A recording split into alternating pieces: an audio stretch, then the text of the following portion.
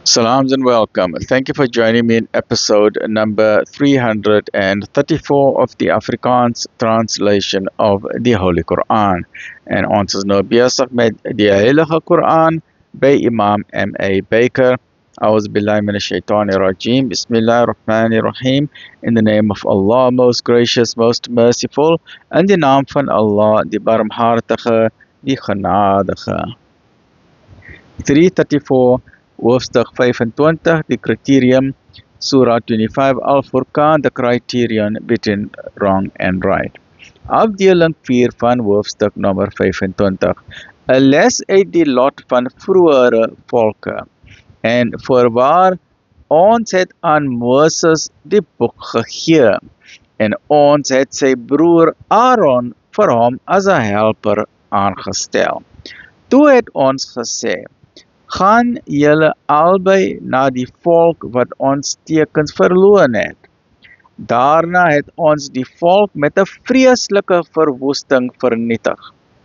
En toe die volk na Noah die boodskappers verloon het, het ons hulle laat verdrink en van hulle 'n voorbeeld vir die mense gemaak en ons het 'n smartlike straf vir die kwaaddoeners berei.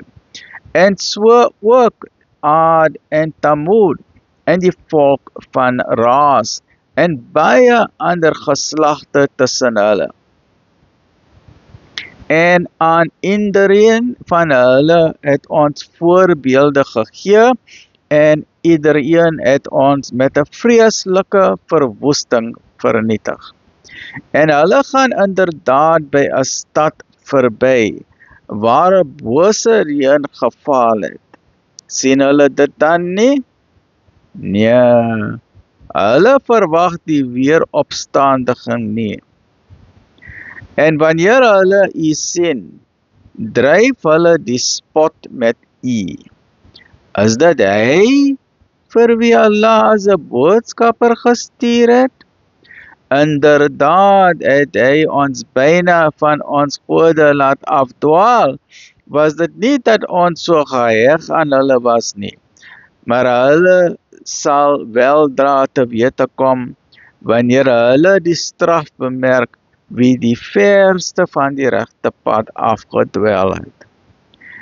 Het u hom gesien wat van sy slegte begeerte sy God maak? Sal u 'n bewaker oor hom wees?